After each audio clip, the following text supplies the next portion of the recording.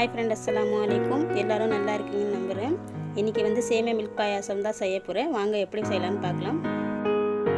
அதுக்கு தேவையான இன்க்ரீடியன்ட்ஸ் சேமியா, பால், பாதம், முந்திரி, கிஸ்மிஸ், பட்டை, ஏலக்காய், 1 கப் சுகர், அது கொஞ்சோண்டு நெய் எடுத்து வச்சுருக்கேன். பேன் நல்லா சூடானதும் 1 ஸ்பூன் நெய் சேர்த்துட்டு திராட்சை, பாதம், கிஸ்மிஸ் ஆட் பண்ணிக்கலாம்.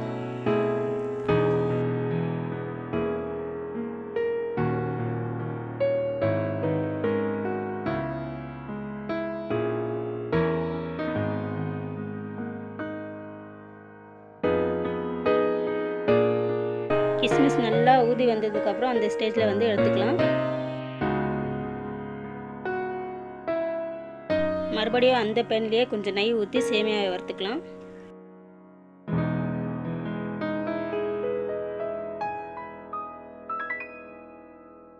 சேமியா ப்ரௌன் கலர் ஆனதுக்கப்புறம் எடுத்து வச்சுக்கலாம்.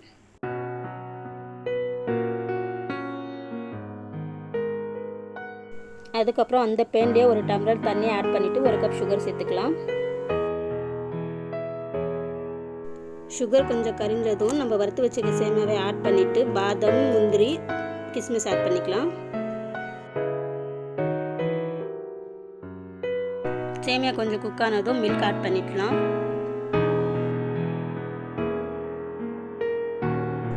கஸ்டர்ட் பவுடர் மில்கில் கொஞ்சம் மிக்ஸ் பண்ணிவிட்டு பாயசத்தில் ஆட் பண்ணிக்கலாம்.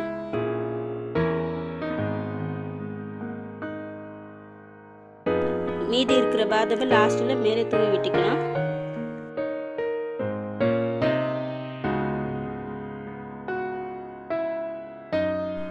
அவ்வளோதான் ஃப்ரெண்ட்ஸ், டேஸ்டியான ஈஸியான சேமியா பால் பாயாசம் ரெடி. இந்த வீடியோ உங்களுக்கு பிடிச்சிருந்துச்சுன்னா like, share and subscribe to Aasam Kappal. அஸ்ஸலாமு அலைக்கும்.